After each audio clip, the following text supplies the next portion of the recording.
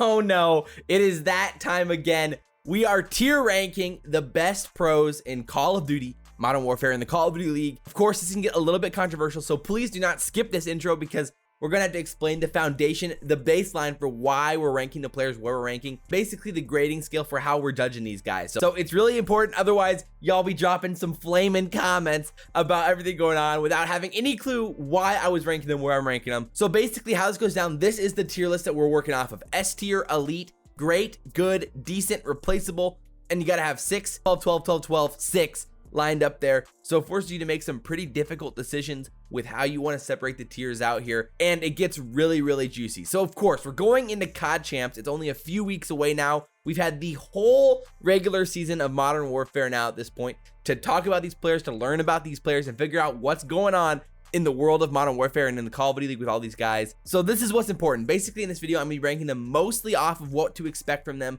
going into COD Champs. The best players in Modern Warfare heading into COD Champs. And then after COD Champs, maybe a few weeks afterwards, with Roster Mania kind of right around the corner, we'll do a massive, the biggest ranking we've ever done, ranking all of these guys. Of course, in this ranking, there's a lot of guys that are gonna be left off. Some pretty notable guys because of roster changes recently, like Dashy, GodRx. They were both recently benched, which is just crazy. And so they will not be in this video because we're only ranking the starting players who are going to be playing in COD Champs. So that's what's most important. This is going to be really tough considering how many teams have had success this year. I mean, considering we just saw Toronto win an event, we've seen Paris in the grand finals, 10 of the 12 teams have made a finals, 6 of the 12 have won an event. So with all that in mind all year long, all of that leading up to Champs with millions and millions of dollars on the line, this is definitely going to be the most difficult ranking video yet by far. So with that said, let's get right into it. Let's go. So let's start here on the bottom left side and we'll work our way across. This is not going to be easy. And first up, we've got a really tough one in itself. We got Cammy up first. And of course, he has burst onto the scene the past few weeks, of course, with Toronto winning their own homestand, and Cammy looked amazing in it all the way through. Of course, his sniping in S&D has been an X factor for Toronto as they've gotten better as a team. And I think for now, I'm going to put him in the great category because of how awesome he was in Search and Destroy this last event and overall just for Toronto as a whole. He was the reason for their success overall in a lot of ways. So I'd imagine he'll end up in the great category here. Man, we've got another tough one here. We've got Dylan. And of course, man, like I said in all of these rankings videos, Dylan was literally insane in Black Ops 4. He was so good at that game. Modern Warfare comes around. It doesn't seem to fully fit his pace. The MP5, he's just never been able to find his full groove.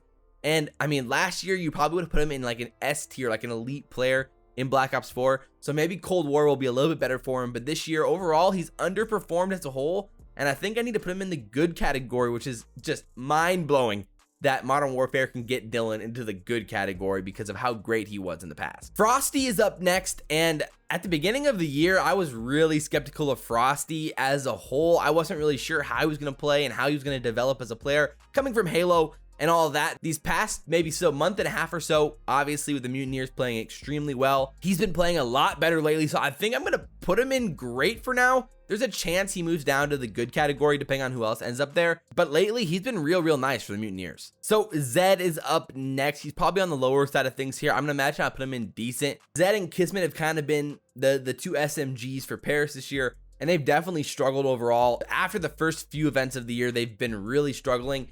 And up until their semifinals appearance, it had been going really poorly. But then they went right back to not playing as well. So for now, I think decent probably makes the most sense for Zed. All the LAG players are going to be really tough to rank at this point because of how inconsistent LAG has been as a team. They've shown flashes of brilliance, dare I say, at points, and they've been so close to some crazy upsets throughout the year. Blast has been real solid online. I think I'm going to put him in the good category.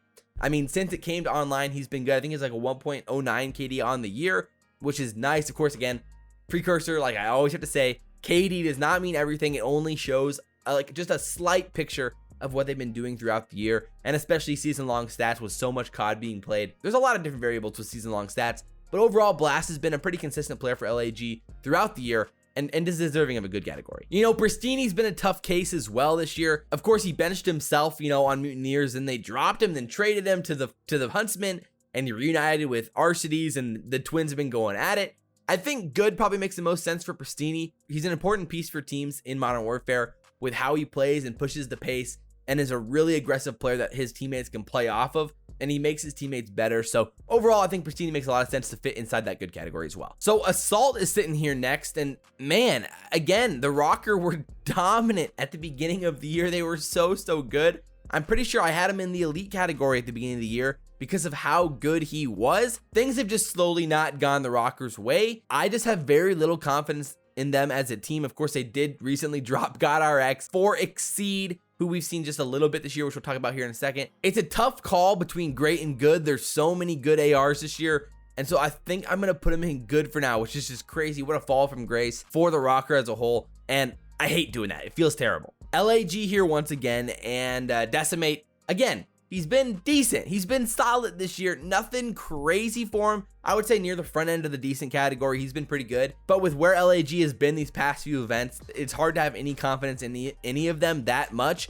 And so that's why we got to put him in the decent category. So Arcitys is up next, and I think this is our first elite player of the video. He's been so crucial for the Huntsman's success this year in S&D with his snipes. Now he plays with that, and of course, since he's been able to run an AR again with the M4. Of course, the Huntsman had some really unfortunate circumstances in this last tournament with Toronto and the disconnect with Priestahh and everything else. Long story short, Arcitys has been a beast all year long and definitely one of the top 18 players in the league. Accuracy's up next, and he's kind of a tough case. Again, playing main AR, and he just seems like year long hasn't been as great. Of course, recently it's been a little bit better, but again, with the M4s and how that works with the main ARs, I'm gonna put him in the decent category. I think it's a tough call. Obviously, he's a solid player. He's been for a while now, but I'm pretty confident when it comes to a list of main ARs, he's closer to the bottom than he is to the top. Octane is up next, and you've got to put him inside the S tier. I mean, he has been legitimately elite all year long. Again, some people argue that maybe he's stat whoring on Seattle, just playing selfishly to play for the stats, but I really think this guy's been frying, especially inside respawns. And again, when you're ranking this many players on an individual basis, when CoD is such a team reliant sport, you kind of have to go at it with the thought of like, okay, how would this guy perform with the same 5 teammates as everybody else? And in a situation where all of these players are being graded with the same 4 teammates, then Octane's gotta be inside the top 6. So Denz is up next, and at the beginning of the year, he was literally on fire. Absolutely insane. Paris definitely figured out some meta things earlier on than other teams, which allowed him to dominate, but at the end of the day, he's still been really successful for the most part online and coming into the second half of the year. And so he's probably on the fringe of elite and great for me. Let's leave him in the tiebreakers for now, because depending on who ends up where, he could find himself in either category. Apathy is up next, and he's another interesting case because again, Seattle struggled as a team, but individually, I really believe in Apathy. Man, he's either in good or great. And I might put him in the tiebreakers as well, actually, because that's going to be a tough decision to make as we get more guys filled in there. The Nuke is up next, Huke. And he has continually improved over this year. At the beginning of the year, he started off a little bit slow, as did, most of Empire, especially the SMGs on Empire. But I'm pretty confident he'll end up in the elite category, but I'm going to leave him in the tiebreaker section for now. Shawnee is up next, and man, I might have to put him in replaceable for now.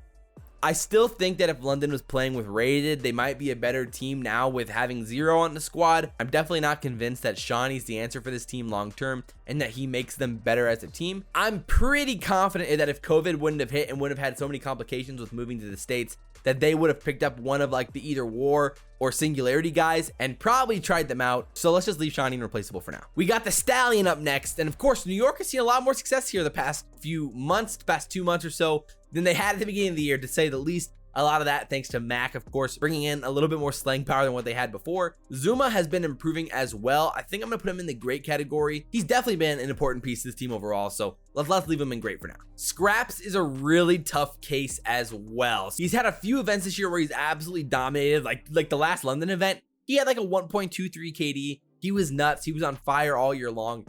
And he's been just inconsistent this season. I still really believe in Scraps as a player. I'm hoping London can kind of hit their stride here heading into champs and maybe make a run. So he's right on that fringe of good and great probably, but I'm gonna leave him in the tiebreakers for now and hopefully come back to him a little bit later. Kismet is up next, and I mean, we gotta put 6 players in replaceable. Kind of like I was talking about with Zed, the slaying power has not been there year long for him. I mean, Kismet's been extremely inconsistent. He started off really well, but it has not gone his way the past few weeks, past few months. I think I'm gonna leave him in replaceable. Methods is up next, and he's kind of been a staple for Toronto this whole year long when it comes to their roster. Obviously, they've made a lot of changes, but Methods has remained steady throughout the year. I'm going to put him in great. I think he's been a fantastic player for Toronto and a big part of why they've been so successful the past few weeks. We got Kenny. Man, I think the good category probably makes the most sense for Kenny. I would love to see him just start dominating and return to like the World War II and some of Black Ops 4 form for Kenny. But of course, OpTic's in a tough situation, a weird situation right now with the roster changes and how they're doing everything. I don't know if it's necessarily going to happen, but he's still a contributing player that can make a difference on the map. So let's leave him in good. Mack is up next. And again, man, he's one of the probably, 9-10 players who have a really good argument for the S tier. And it makes it really, really, really tough.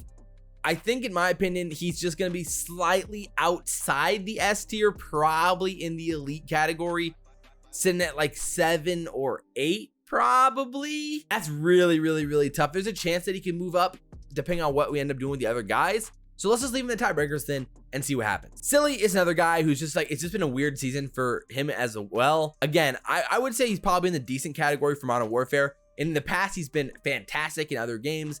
And overall through Modern Warfare, though, he's just been a contributor for the Rokkr, never been one of the featured players. And so let's just leave him in decent. We got Crim up next. And I feel like great probably makes the most sense for Crim. He's probably near the back end of the great category because he's struggled at times this year with the SMG. It seems like he's a lot more comfortable with the M4 in hand. But again, Empire took practicing apparently a lot more serious according to Crim, and he stopped playing Warzone, and then suddenly things started turning around for him individually and he had an amazing event. So all things considered, I feel pretty good about him being in the great category. We've got another difficult case here with Bance, who again in these past few weeks have shown some big time signs of improvement and playing very, very well. Before he would have been a lock like in the decent category or maybe even replaceable. I'm tempted to put him in the good category after this last Toronto event, but I'm probably gonna leave him near the top of the decent category, I think. Man, Vivid is up next, and he has shown a lot of inconsistencies this year. Really struggled in some events, played fantastic in others, looked really, really good in Search and Destroy most events, but not so good in many of the respawns. But that's kind of been LAG's thing year long. So he's a really, really tough one to rank as a whole.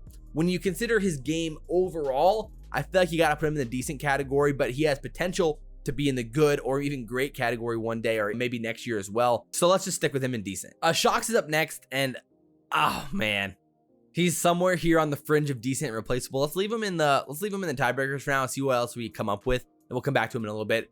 We got Shotzzy. I mean, this is an easy slot in at this point with S tier. I think I gotta apologize to Shotzzy. All right, Shotzzy, here's my apology. Shotzzy, man, I am so sorry I doubted you at the beginning of this season. I just honestly did not know if this hype, this outrageous hype from Halo could come through and actually translate to COD right away. And I mean, let's be honest, it didn't translate right away. You struggled at the beginning. And I was like, ha, told you, I was right. But now I look like an idiot, man, because you have been absolutely nasty, helping Dallas succeed in every which way. And you are definitely a top 6 player right now in the game. So I gotta give you the props you deserve. Bang, S tier for Shotzzy. Pander is up next. And man, I think it's unfortunate, but hey, it's Octane's boy Pander, but I think you gotta put him in replaceable for right now. It just hasn't been his year. What can you say? It's unfortunate, but it just hasn't come together as a whole for Pander throughout the year. We got Stains up next, and I don't know, man. He's probably just got to be in the decent category. Yeah, I would say decent probably makes the most sense. I mean, he came in, they had a little bit of success right away, and he played pretty well, but then they haven't been really the same since then. Nowhere near what we thought they could be after that first event with him back. And so let's leave him in decent for now. I think that probably just, makes sense overall. Illy is an interesting case because he started off again really, really slow. Not his best start to the year, but he's consistently gotten better and better. Of course, his S&D has been very good and his respawn iffy, but he's been seeing a lot of improvement. And some of those plays that he made in that London homestand were absolutely insane. And so I think I'm going to put him in the great category now. Welcome to the great category, Illy. You've been nice lately. And well-deserved. Now we got Havoc, and another guy who's just kind of been slowly improving throughout the year, and the Mutineers have been seeing success. I would say the good category probably makes the most sense for him as well at this point. I've been really happy with how Havoc's improved since the beginning of the year. Attach, man, he's right on the fringe, I would imagine, of elite and great. He's been really, really good, in the past, and of course this year as well. Very, very solid. I think I'm gonna put him in the tiebreakers category as well, because he's kind of in that lingering categories. but I'm feeling pretty good about Attach moving forward. Slack is up next. I think decent probably makes the most sense for him. Again, Seattle's been struggling. He's just kind of been, he's been there this year. So let's just leave him in decent. Oh boy, we got Pharaoh, and he is definitely in the conversation for S tier at this point. He's been nuts. Really good. Man, Mack, him, I'm gonna leave him in the tiebreakers for now. It's a tough conversation to have, and he's just been so good. We've got Simp up next, and let's be honest, in my opinion, he is still the best player in the league. Basically what he does week in, week out for FaZe, he is so valuable. And like I said in the podcast last week, he would be my vote for the MVP of the league. He is definitely an S tier player. We got Zero up next, and he's right here on the fringe as well of good and decent. It's gonna be really close. I'm gonna leave him in the tiebreaker as well. We'll come back to him in a second. Oh my word. Now we got Envoy. And again, the Mack, Pharaoh, Envoy. It's a tough discussion to have with which players are better. I'm gonna leave him in the tiebreakers. I'm really playing with you guys here. So many tiebreakers right now, but it is a tough call to have. Next we got Exceed, and again, he just got subbed in for GodRx.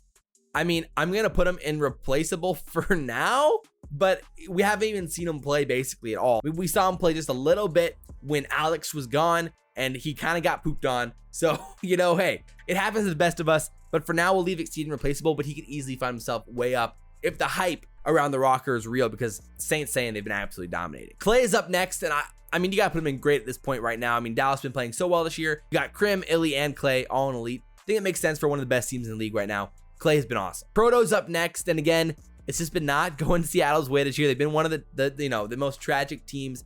I'm gonna put him in replaceable, but there's upside for Proto, I think, moving forward with how we could potentially improve it and play. But so far, we just have not seen it. Aqua is another tough case. I think I'm gonna put him in decent though. Another guy who's just been decent, you know? I mean, at the end of the day, LAG at the beginning of the year, we were like, oh wow, Aqua might be something here, but then it hasn't really played out in that way. Beginning of the year, I might have had him like up in like great or so, but now I think decent probably works the best. Classic is a tough one, man.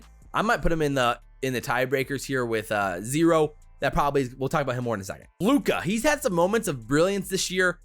He could be in great, but I think I'm gonna put him in good just because of Paris's inconsistency overall. But Luca, when he's playing well, Paris is in a really good spot, because generally that means him and Denz are just going off and just making big time plays around the map.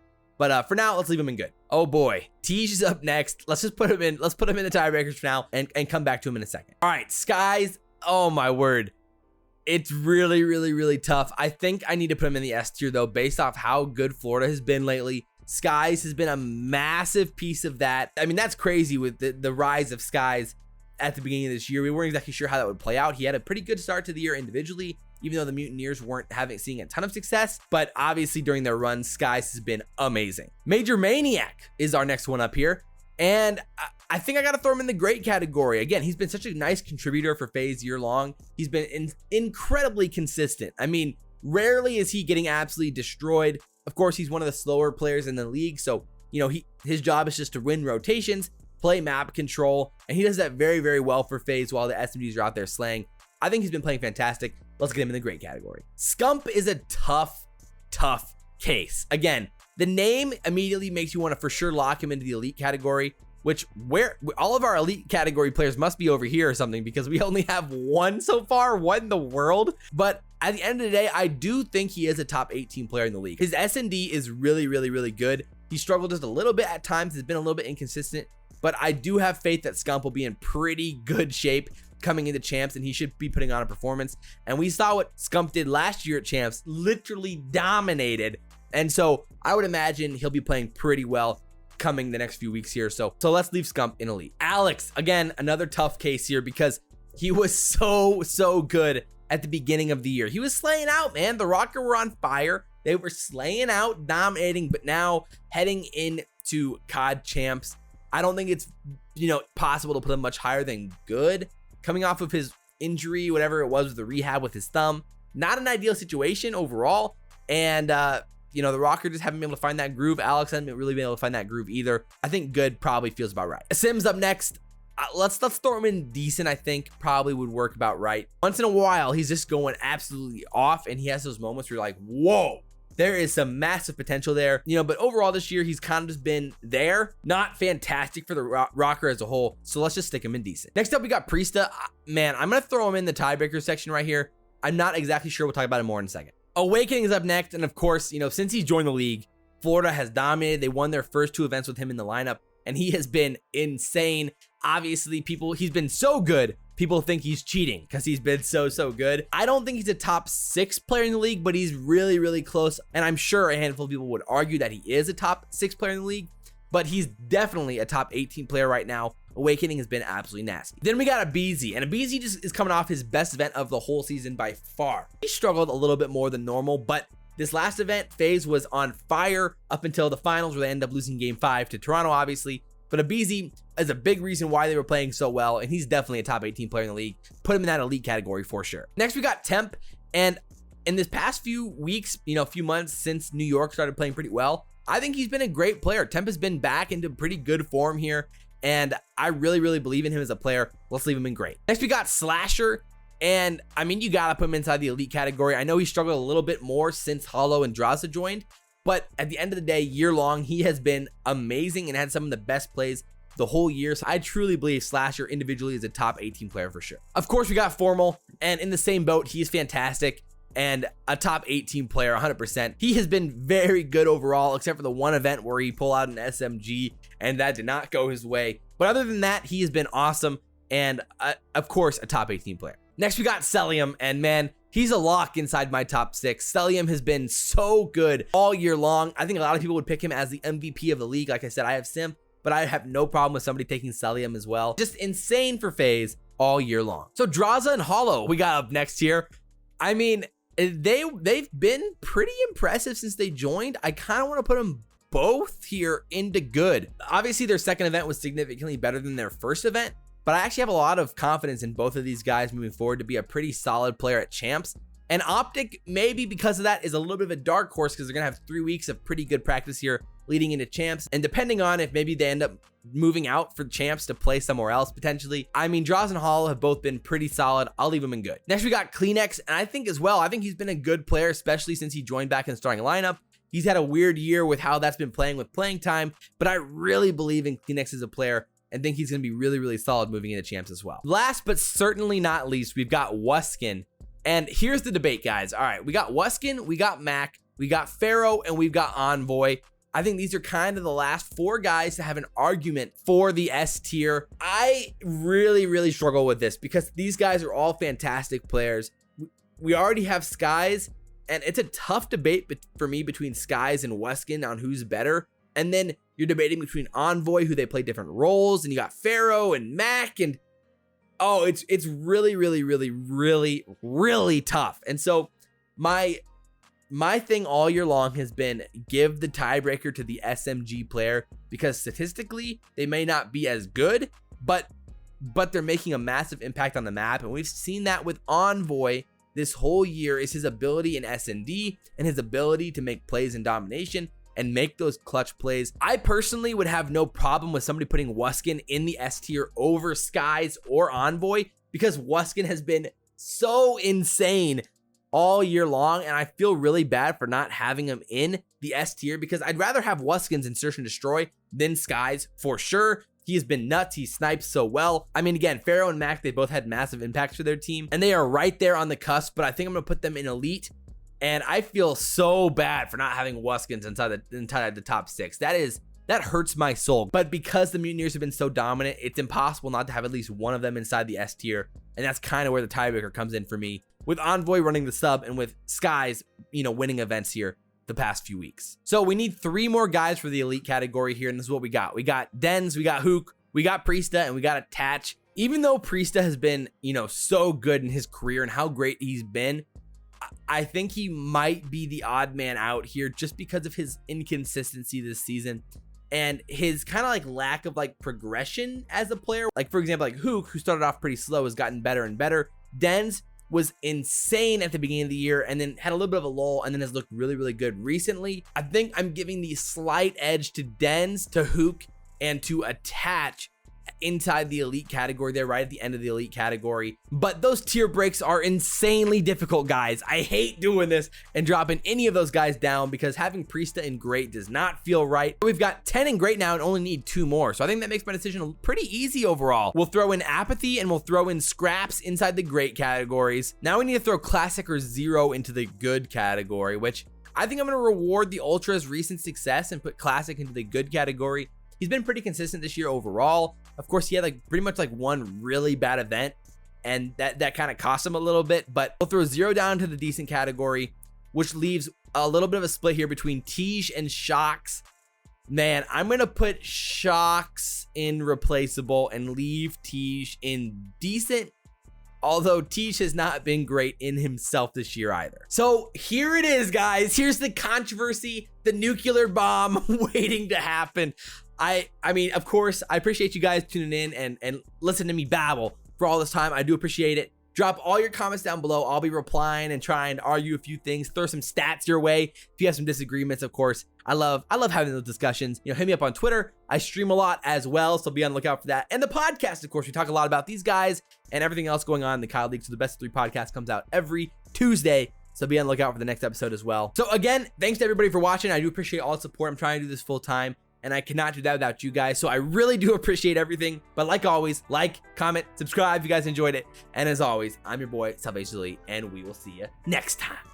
I'm out.